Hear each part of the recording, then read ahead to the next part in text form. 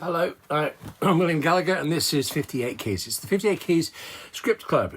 It's a book club, but it's about scripts. You could listen to me enthuse, or you could just go read the scripts yourself. Of course you can. Links in the description, obviously. Now, this time, I'm fascinated by this one. It's Fame, specifically Metamorphosis by Christopher Gore, the pilot episode to the first TV version of the first 1980 film, which actually the film was also written by Christopher Gore. I would so love to read that script of his, but the last time I saw the only available copy anywhere, it's on auction sites going for hundreds of pounds, and there are limits. I've spent a lot already, but yeah. The first episode of the TV show, though, of the first TV show, that is online and free, link in the description. But there's so much to say about it. Starting with this. The film, of Fame, the first film of Fame, I think it's really less about fame and a lot more about failure. Actually, I got to write about that in a theatre programme last year when they were producing the stage version of Fame. I finally got to write what I thought I'd know. Finally get to say it to you, too. I like this. Scripts, writers talking. Fame, the original film, it's quite miserable. Really. It has fantastic music, I think. But overall, it's in every good way a tougher film than any of the following versions of Fame, and there are so many versions of Fame. 2 TV series, two.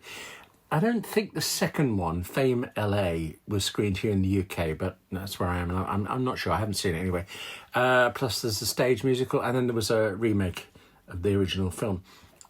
I shouldn't judge that remake of the film because I haven't made it all the way through, and I haven't even seen the script, let alone read it. So it seemed to me watching it was missing out on that misery. It left out the failure. I'm sure it didn't, but too much so for me. Somehow it just didn't work for me without that harder edge. Whereas actually the TV series at the time, the TV series held me for about 2 seasons, 2 out of its 6 seasons at the time. And I don't know what I mean about hard and soft, because that series is quite frothy, quite light, quite cheery. It did do social issues, and actually I think much more than it's given credit for, but it didn't. You can't say it did them very deeply.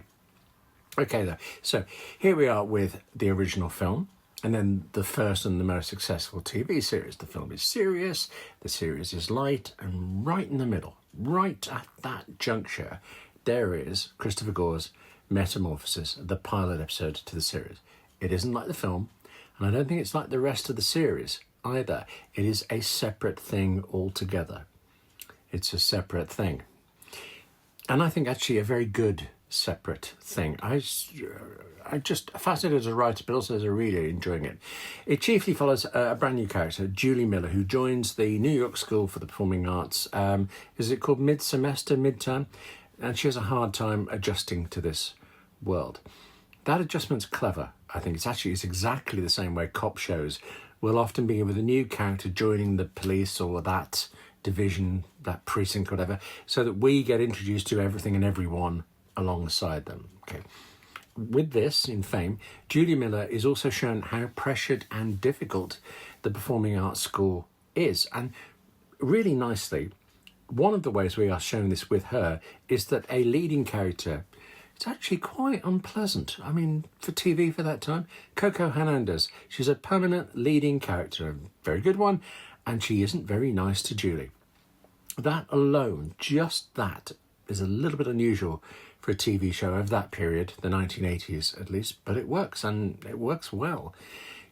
Julie does fit in by the end of the episode, and that could be a bit pat, really, a bit easy, but actually in some ways it's a little bit miserable.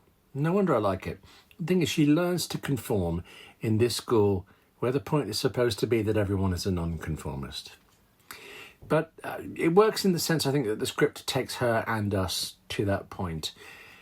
I'm just fascinated, really, by how the episode is called Metamorphosis, because it's about Julie Miller changing to fit in, where you can, from this perspective, all these years later, you can see how it was Fame itself, changing so much from a film to a TV show. The film was a huge hit, right? Well, of course it is, or there wouldn't have been a TV version. But you can never assume, no matter how big a hit is, you can't assume that anyone or everyone has seen anything of it. Seen anything except what you're putting in front of them right now, what you're hoping they're watching right now. So some viewers, right, will have seen the film. I think the odds are most wouldn't, and they wouldn't therefore know the setup. So in this, they have to be told how the New York School for the Performing Arts works. And I mean they have to be. For one thing, we have to be shown that this is a real school, that it is there to teach, that it isn't, I mean, it is a real school, but that it isn't a fantasy conjured up solely for TV. I mean, all right, also it is a fantasy, yeah, but it has to show us these actors and dancers and musicians doing regular school lessons, because with those regular lessons we feel that this is actually, if anything, a harder school than most. It's like one school on top of another. It's like twice the workload for these students, these pupils. Without those regular lessons, it would be very easy to see these students prancing about as entitled, maybe rich, maybe indulged, definitely not really likeable enough for you to come back next week. I think about this a lot because all of the very best parts, and actually I would say this is one of them, they go through this world building, right? Of course they do, but the odds are that a viewer is just, any viewer is just going to come in randomly later. It is different with serials, but with a series, particularly then, you keep hearing people going on about this great show. So yeah, you check it out the next episode that airs, or at least you did during the broadcast era before streaming, when Fame was on. And subsequent episodes after the pilot rarely include much of the setup, anywhere near as much as the pilot ever does. But this is the way of all pilot scripts. You have so much heavy lifting to do, and yet you also have to have a story that holds people. You have to have moments that hold you and bring you back. In this case, I think it's pretty much all the new student, Julie Miller. There are moments of squirming embarrassment for her, which are done well and well enough that they're kind of squirming embarrassments for us too. And that's great. To make you cringe, do that to us.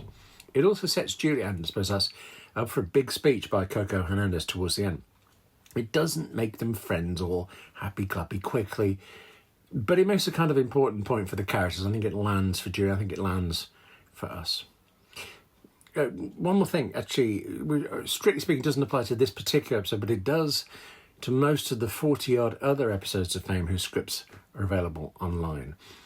I've read them all, and it's a scream seeing how different writers cope with the fact that Fame is a musical.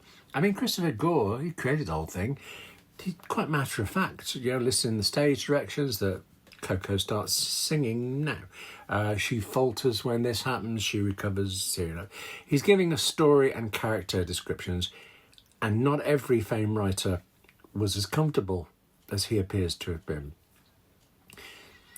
The thing is, I mean, whether you know Fame or not, whether you like Fame or not, it was technically an impressive series, and I think in the writing as well, but certainly just as a production. Because I had a crush on one of the... I didn't tell you that. Because every episode, it featured at least 2 major production dance numbers. At least 2. Sometimes there were repeated songs, and that was for time and budget. Sometimes, actually, the staging would be quite minimalist, and you'd think that was also money. But there were always these big musical numbers. Initially choreographed by a star, Debbie Allen. Actually, which reminds me, take a look at this speech, please. You want fame, this is where fame, you start paying in sweat, that line there. I mentioned a big speech earlier towards the end. Well, here's this smaller one in the episode. But this script, right, like I said, it was written in the 1980s, and all these decades later, there are people who can and who do quote the start of that line. Now, okay, they do it in part because it made its way into the Fame title sequence, but it's half a line of dialogue by Christopher Gore that he wrote once for this specific episode, and it has stayed in the show. It has stayed in the culture ever since. To write a line like that, I mean, fantastic. Anyway, back to the point. As I was saying, so at least 2 major production numbers in every episode, fine, and some writers coped a lot better than others. Because sometimes it's like you could just see the writer throwing up their hands, because this is not their world. What am I going to do? I'm telling you, I'm losing a few minutes to this song, and the script will just say something like, yeah, and then they sing. yoga. And then actually other episodes go the other way. Just a few of them include the lyrics to the songs, and they have the dialogue interspersed between the choruses and the verse. And actually, those ones are oddly hard to read, but you come away knowing that those writers, or at least the producers of those episodes, are really into the show. And actually, it tends to be that those scripts shine in general. I said 40 or so Fame scripts are online.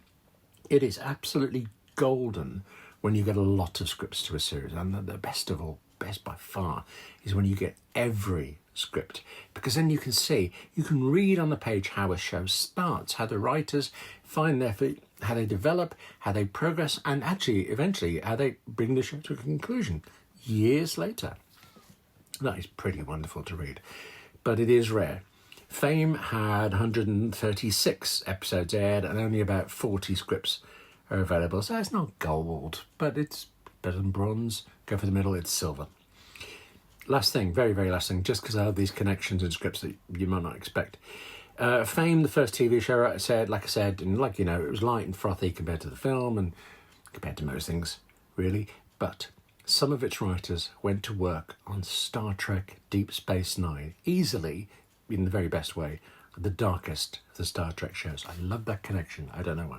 Actually, you and I will talk about Deep Space Nine sometimes because, as it happens, it is one of those precious few shows whose every script is online. I've read the lot, 176, 178, something like that. Yeah. But for now, you can read Fame Metamorphosis by Christopher Gore on Lee Thompson's TV writing site, link in the description. Thank you very much for watching. Now take care of yourself, read more, but you are a writer, also write more. Yeah, you and me both. It's important. And I'll see you soon.